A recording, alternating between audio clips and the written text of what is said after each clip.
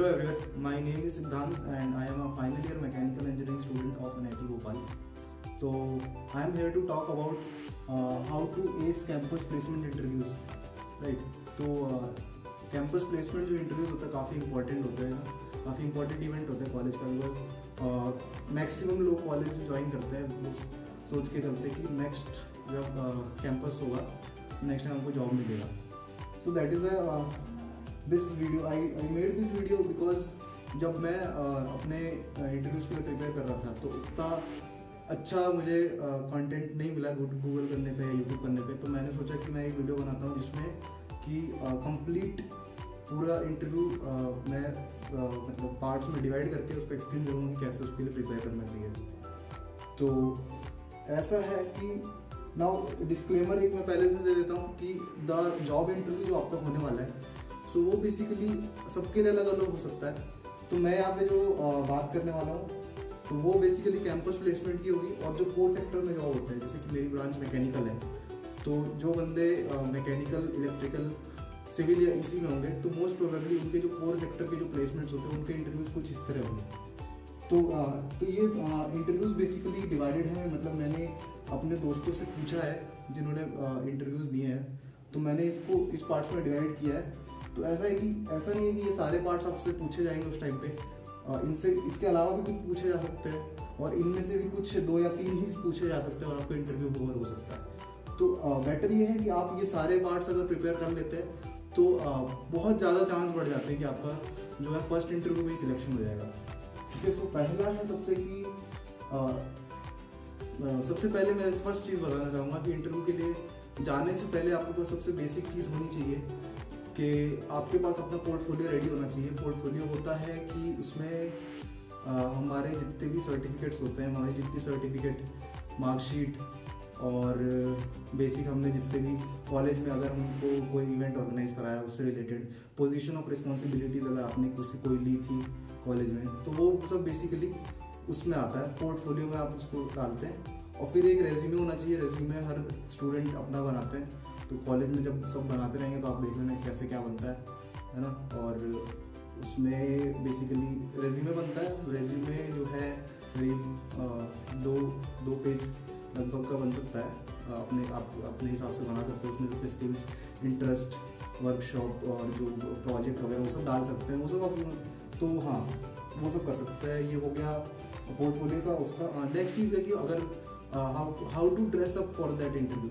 तो dress up के लिए सबसे पहले तो formal is very good thing because वो दिखाते हैं कि how serious are you towards that interview.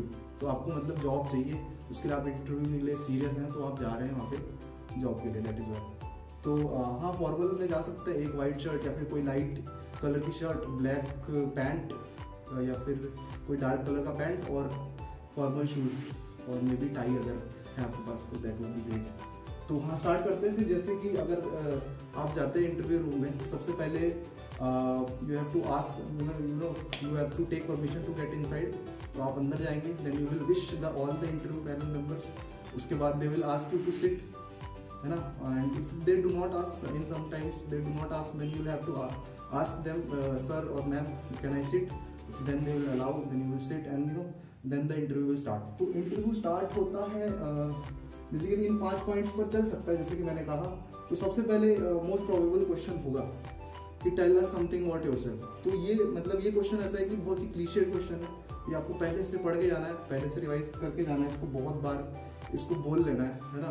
तो बहुत बार इसको बोल लेंगे तो इसमें हम लोग क्या बताते हैं, जैसे कि मैंने इसमें इसके लिए कुछ पॉइंट्स लिख रखे हैं. हाँ इसमें हम बताते हैं रेडीमेड होना चाहिए सबसे पहले. इसमें बेसिक अपना आप फैमिली के बारे में बता सकते हैं, बेसिक जो स्कूलिंग हुई है उसके बारे में बता सकते हैं, स्किल्स जो आपने लर्न किए हैं कॉलेज में, और स्किल्स हो गए आपके पोजीशन ऑफ रिस्पॉन्सिबिलिटी. मतलब कि थोड़ा सा जो आपने जो कॉलेज में सीखा है, आपकी जो पर्सनैलिटी डेवलप हुई है, मतलब कि they should consider yourself as someone who is capable of taking in that job. मतलब आप वहाँ जा रहे हैं तो लगना चाहिए यार ये बंदा जॉब लेने आया है. तो उस हिसाब से उस कॉन्फिडेंस आपको इस चीज़ बतानी है. तो हाँ तो ये क्वेश्चन बेसिकली डिसाइड भी करते हैं कि आपका इंटरव्यू किस डायरेक्शन में जाने वाला है. फॉर एग्जांपल अगर आप फोकस कर देते हैं मेजर प्रोजेक्ट्स वगैरह पे अपने ज़्यादा, मेजर प्रोजेक्ट्स इसको बताते समय एक्सप्लेन कर देते हैं अच्छे से, तो next question most probably major project पे होगा, ट्रेनिंग बता देते तो ट्रेनिंग पे होगा, ऐसा हो सकता है। सो ये पार्ट टेलर समथिंग व्हाट यूसेफ भी करीब आप जो बोलेंगे करीब 1 या 1.5 मिनट से ज़्यादा नहीं होना चाहिए, नहीं तो वो लोग भी बोर हो जाते हैं। ठीक है, सो यहाँ तक हो गया, ये हो गया आपका इंट्रोडक्शन। फिर नेक्स्ट इज प्रोजेक्ट्स, मेजर या फिर माइनर प्रोजेक्ट जैसे कि मैंने कहा।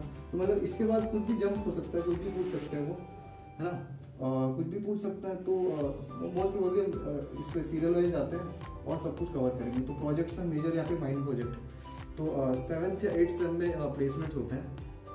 तो मेजर प्रोजेक्ट तो फाइनल ईयर में होता है। तो अगर मतलब 7th सेम में तो आपने शायद कुछ किया नहीं होगा, तो माइनर प्रोजेक्ट से बेसिकली वो पूछ सकते हैं माइनर प्रोजेक्ट में क्या किया था, कैसे किया था, और उसके प्रिंसिपल्स क्या हैं, उसके जो है इंडस्ट्री में एप्लीकेशन क्या है, आपका कंट्रीब्यूशन क्या था उसमें। सबसे मोस्ट बेसिक थिंग वो जानना चाहते हैं कि आप how are you as a person, है ना।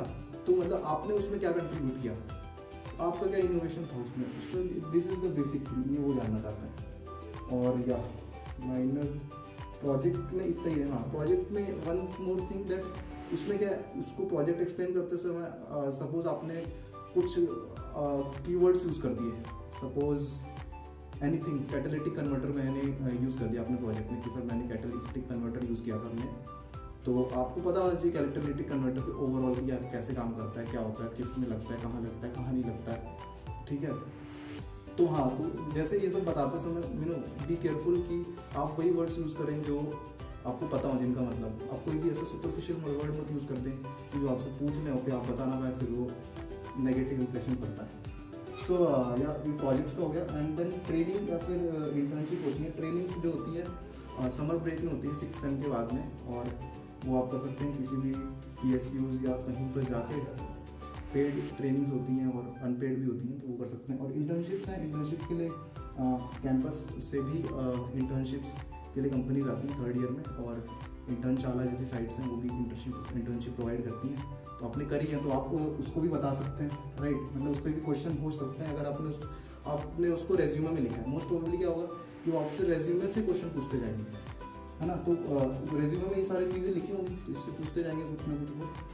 तो ये हो गया ट्रेनिंग या फिर इंटर्नशिप का। Next is the technical subject. Technical subject में मोस्ट प्रोबेबली वो मतलब अगर वो टेक्निकल इंटरव्यू है, मतलब होता ही है, PSUs हो गई या फिर कोई कोर सेक्टर के जो जॉब्स होते हैं, राइट, जैसे कि PSUs हो गई आपकी BPCL, IOCL और जितने भी PGCIL जो भी पावर भी है सब, तो उस सब में मतलब टेक्निकल तो पूछेंगे, बिकॉज ये तो PSUs हो गए। प्राइवेट सेक्टर में भी बजाज आ रही है, हीरो आ रही है, और कोई अच्छी कंपनीज जो आ रही है, महिंद्रा हो गई, तो ये सब टेक्निकल तो पक्का ही पूछेंगे। मतलब ये तो टेक्निकल ज़रूर पूछेंगे वो।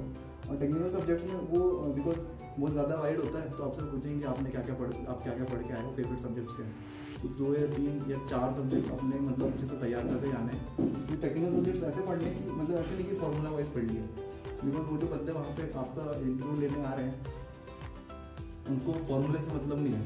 उनको है कि आपने जो कंसेप्ट पढ़ा है, कंसेप्ट पता होना चाहिए। आपने जो कंसेप्ट पढ़ा है वो इंडस्ट्री में कैसे यूज होता है और वो क्या चेंज ला सकता है। आपके पास कोई आइडिया है, सपोज आपने कोई टॉपिक पढ़ा है, उसको हम इंडस्ट्री में कैसे यूज़ कर सकते हैं। जैसे कि उनके पास एक मार्कर था उस टाइम पे, राइट, तो उन्होंने पूछ लिया था कि ये कैसे बनता है, कौन सी कास्टिंग से बनता है, आपका किस प्रोसेस से बनता है।